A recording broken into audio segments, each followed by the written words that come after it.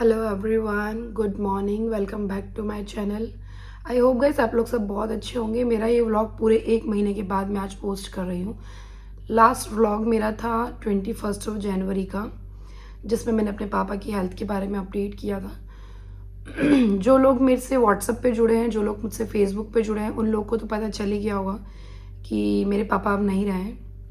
लेकिन बहुत सारे मैसेजेस मेरे पास अब भी वही है कि अंकल को क्या हुआ था। सॉरी। क्योंकि मेरे पापा एकदम दिखने में, मतलब उनको बाहर से तो कोई भी जज नहीं कर सकता कि उनको अंदर इतनी सारी प्रॉब्लम्स थी। लास्ट व्लॉग में मैंने आप लोगों के साथ शेयर किया था कि पापा का किडनी डायलिसिस हुआ था। तो पापा का जो फर्स्ट किडनी डायलिसिस था वो तो सक्सेसफुल रहा था, बट जो सेकेंड डायलिसिस था वो फेल हो गया था। पापा की जो ब्लड प्रेशर्स थी, वो ब्लड प्रेशर एकदम लो होती जा रही थी। मतलब हाई डोज देने के बाद भी वो ब्लड प्रेशर लो ही रह रहा था। तो जो सेकेंड डायलिसिस है वो तो पूरी तरह से कंप्लीट भी नहीं हुआ, उसको बीच में ही रोकना पड़ा। फर्स्ट डायलिसिस में उन्होंने कुछ 2 लीटर समथिंग वाटर उसमें से निकाला, बट सेकेंड वाले में उन्होंने 2 से ढाई घंटे तक डायलिसिस रहा, लेकिन 100 ml वाटर भी नहीं निकल पाया। तो बस इस वजह से लास्ट में डॉक्टर ने भी जवाब दे दिया कि नहीं कुछ हो पाया। और 24 जनवरी यानी कि आज 24 फरवरी है, आज पापा को गए हुए पूरा 1 महीना हो गया है। और मतलब लग ही नहीं रहा हम लोगों को, तो अभी तक नहीं लग रहा कि पापा नहीं है। मैं दुबई में वापस आई हूँ 22 फरवरी को मैं वापस आ गई हूँ दुबई। और अब जाके मैं आप लोगों के लिए एक व्लॉग शूट करी हूँ, क्योंकि मम्मी के सामने मुझे ये सब चीज़ बताना, शूट करना मेरी भी हिम्मत नहीं होती। और मुझे पता है कि मैं अगर कुछ भी ऐसी बात करती तो मम्मी अपना रोती है, क्योंकि उनको जो दर्द है वो तो हम लोग उनको समझा सकते हैं, बट उनका जो दर्द है ना वो सिर्फ वही समझ सकते हैं, हम लोग नहीं समझ सकते हैं अभी। तो बस इसीलिए मैंने वहाँ पर कुछ भी शूट नहीं किया था। और सेकंड थिंग कि अपने पूरी फैमिली वगैरह थी वहाँ पर, उन सब के साथ पूरे बिजी हो गए थे, तो बिल्कुल टाइम भी नहीं मिला था कुछ शूट करने का और आप लोगों के लिए अपलोड करने का। लेकिन मुझे रेगुलरली बहुत से मैसेज आ रहे थे। रिसेंटली मेरे पास अभी 2 दिन पहले भी मैसेज आए थे कि शिवानी अंकल को क्या हुआ था। तो बस इसीलिए मैं सब लोगों को एक एक रिप्लाई करने से बेटर मैं मैंने इस वीडियो को मैं शूट कर रही हूँ और मैं इस वीडियो को आप लोगों के साथ शेयर करूँगी ये एक्चुअल में क्या हुआ था, किस वजह से मेरे फादर की डेथ हुई थी। मेरे पापा ओनली 61 ईयर ओल्ड थे।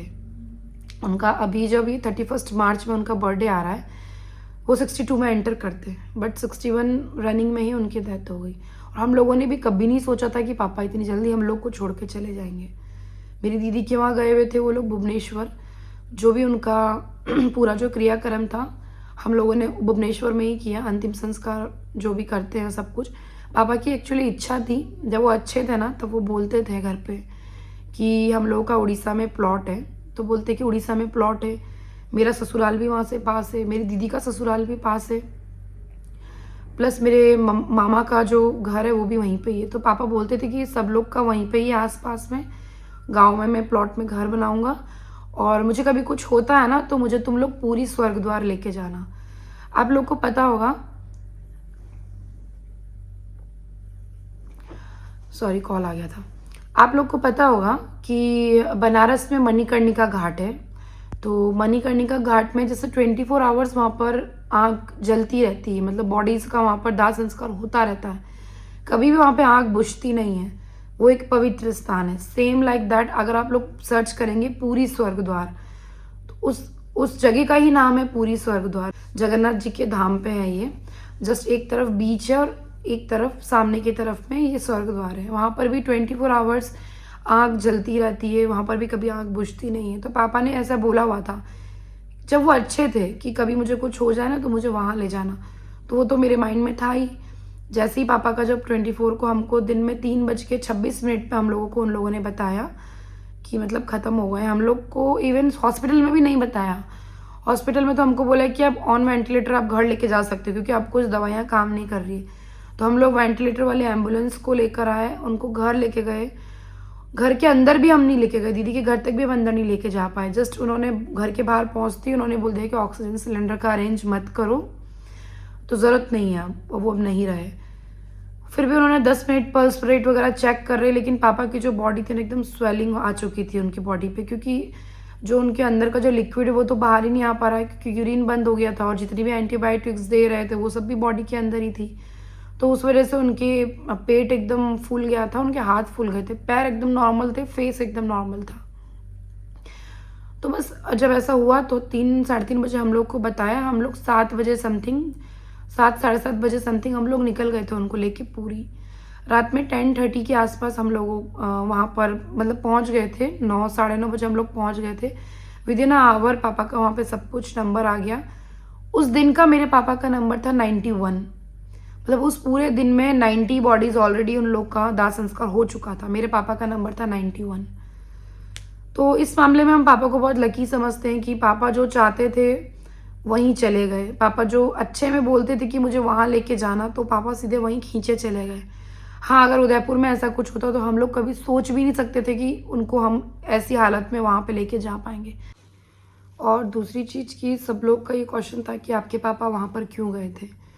तो मेरे पापा लास्ट 2 ईयर्स से इस जनवरी-फरवरी के महीने में वो भुवनेश्वर में जाते हैं, मतलब दीदी के घर पे जाते हैं, क्योंकि वहाँ पर थोड़ी-सी ठंड कम होती है। उदयपुर में तो जो राजस्थान से उनको पता ही होगा कि जनवरी-फरवरी के महीने में उदयपुर में कितनी ज़्यादा ठंड होती है। तो पापा सिर्फ़ यही सोच के गए थे कि चलो दीदी के वहाँ जाते हैं और वहाँ पे 2 महीने रहेंगे। लास्ट ईयर भी वो वहीं पे थे, फरवरी में वो लोग आए थे वापस उदयपुर। तो उन्होंने यही सोचा था कि मतलब हम वहाँ जाके रहेंगे और मेरे भाई के लिए लड़की भी देख लेंगे। क्योंकि उनको वो ना हमेशा से ऐसे बोलते थे कि मतलब मेरी तबीयत ख़राब हो रही है, एक ही बेटा है तो मुझे शादी देखनी है, बहू नहीं देखूँगा क्या?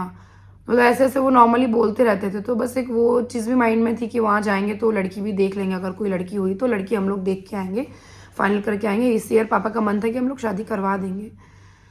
पापा की मतलब वो आप बोल सकते हो सारी इच्छा पूरी हो गई। उनकी लाइफ़ में उन्होंने जो चाहा, जैसा चाहा उन्होंने अपनी लाइफ़स्टाइल जी, जैसा वो चाहते थे उन्होंने सब कुछ वो किया।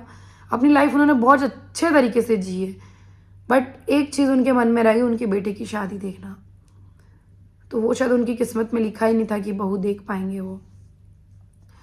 उनकी मतलब वहाँ जाने के बाद मेरे पापा 11th को भुवनेश्वर पहुँच गए थे। 12 को जाके वो वहाँ पर एक रसगुल्ला बहुत फ़ेमस है। तो वो एक जगह है पहाड़ करके भुवनेश्वर में। तो मेरे पापा स्कूटी लेके 11th को पहुँचे, 12 को स्कूटी लेके पापा, बहुत दूर है वो, कम से कम आधे घंटे का रास्ता होगा। तो वहाँ जाके पापा रसगुल्ला खा के आ गए, उनको जो पसंद है रसगुल्ला खा लिया।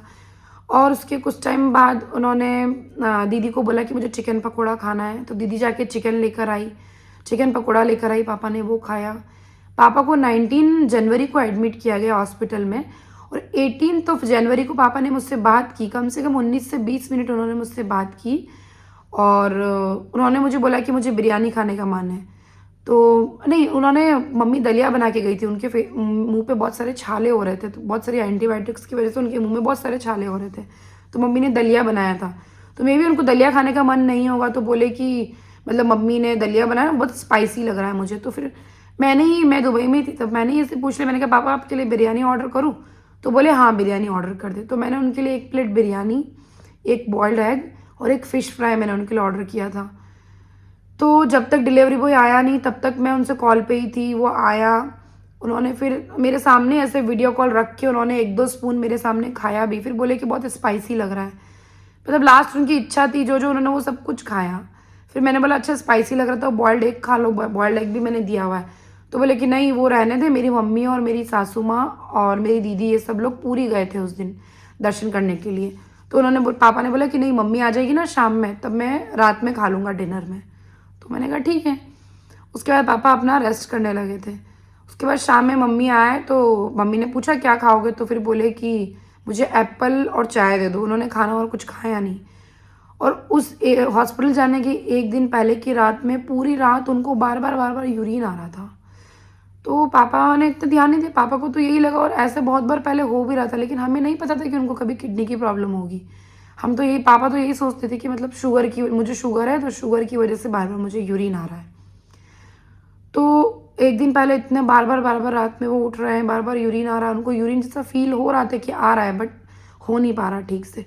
हो सकता है कि किडनी की प्रॉब्लम स्टार्ट हो चुकी थी, लेकिन हम लोग को किसी को पता नहीं चल पाया, ना पापा को पता चल पाया। पापा भी यही सोचते रह गए कि मुझे शुगर है, और हम लोग भी यही सोचते रह गए कि मे बी इतनी सारी दवाइयाँ खा रहे हैं, तो उस वजह से कुछ प्रॉब्लम हो रही होगी। उसके बाद 1 दिन वो एडमिट रहे और उसके अगले दिन से उनका यूरिन बंद हो गया। फिर तो किडनी डायलिसिस वगैरह पे डाल दिया। और पापा ये कि सेप्टिक शॉक में चले गए थे। उनकी बॉडी में सेप्सिस हो गया था, मतलब बहुत ज़्यादा ही उनके बॉडी में ब्लड में इन्फेक्शन फैल गया था। वो इन्फेक्शन कैसे फैला वो अभी तक डॉक्टर को भी पता नहीं चला था। पापा को COPD भी था, उनके लंग्स में पानी भरा हुआ था, उनको हार्ट स्टेंट सर्जरी हुई हुई थी, प्लस उनके हर्निया का ऑपरेशन हुआ हुआ था। मतलब इतनी सारी चीज़ें थी, लीवर में उनकी दिक्कत थी, लंग्स में प्रॉब्लम थी। मतलब एक लास्ट में उनकी बॉडी में किडनी सही बची हुई थी, जो किडनी ने भी लास्ट में साथ छोड़ दिया और पापा हमारे बीच में नहीं रहे। आज पापा को गए हुए पूरे 1 महीने हो गए हैं। हम लोग को तो अब तक बिलीव नहीं हो रहा। और मैं 22 को आ गई थी दुबई वापस। आज मम्मी और भाई मेरे हैं उदयपुर में। उन लोग को भी क्या लग रहा होगा, कैसा फील हो रहा होगा, वो तो मैं समझ सकती हूँ। और जो लोग देख रहे हैं वीडियो, वो लोग भी समझ सकते हैं कि बाप को खोने का दर्द क्या होता है। मेरे जब ससुर जी की डेथ हुई थी ना, तब भी मुझे बहुत हर्ट हुआ था। मेरे ससुर जी को तो कोई भी प्रॉब्लम नहीं थी, उनको तो जस्ट साइलेंट अटैक आ गया। बट उन्होंने कभी कोई मेडिसिन नहीं खाई, उनको कभी कुछ नहीं हुआ था। उनको मैंने खो दिया था 2020 में, दिसंबर के महीने में, सेम डेट 24 दिसंबर 2020। उसके बाद 21 में आदि का बर्थ हुआ। उसके बाद आज 4 साल बाद पापा की भी डेथ हो गई। एक पापा थे, उनको भी मैंने खो दिया। दोनों पापा की जो डेट है ना जाने की, वो सेम डेट है 24। मेरे फादर इन लॉ की थी 24 दिसंबर, मेरे पापा की थी 24 जनवरी। तो आई होप गाइस मेरे इस वीडियो के माध्यम से आप सभी को आपके सवालों का जवाब मिल गया होगा। सभी को पता चल गया होगा कि मेरे पापा के साथ क्या हुआ था, उनको क्या प्रॉब्लम थी और कैसे उनकी डेथ हुई। तो अब बस मैं इस वीडियो को ज़्यादा लंबा नहीं करूँगी, मैं इस वीडियो को अब यहीं पे पोस्ट करूँगी, क्योंकि छोटे से वीडियो से आप लोग को पता चल जाए कि क्या सिचुएशन थी क्या नहीं। और अब मैं इस वीडियो को यहीं पे एंड करती हूँ। अब कल से मेरे डेली व्लॉग्स आएंगे, जैसे मैं डेली व्लॉगिंग करती थी वो सब कुछ आएंगे। आज आदि को भी मैंने स्कूल भेज दिया, आज मंडे 24 है। आदित्य भी गया स्कूल, प्रिंस भी गया ऑफिस। तो बस अभी मैं इंडिया से जो सारा सामान लाई थी वो सब कुछ भी ऐसे ही तैसे पड़ा है। मुझे बैग अनपैक करना है, थोड़ा बहुत कुछ खाने पीने का सामान मैंने बाहर निकाला, बाकी सब कुछ अभी तक बैग में है। तो बस अभी मुझे पूरा घर सेट करने में लगता है 1 सप्ताह लग जाएगा। तो जैसा भी होता है वो मैं आप लोगों के साथ शेयर करूँगी, और क्या क्या मैं इंडिया से लाई हूँ वो मैं आप लोगों को बताती हूँ। वैसे लाई तो मैं बहुत कुछ हूँ, छोटा मोटा सा सामान, बट ठीक है, जितना मैं आप लोगों के साथ शेयर कर पाऊँगी वो मैं आप लोगों के साथ शेयर करूँगी। तो इस वीडियो को मैं यहीं पे एंड करती हूँ और मिलते हैं अब अगले वीडियो में।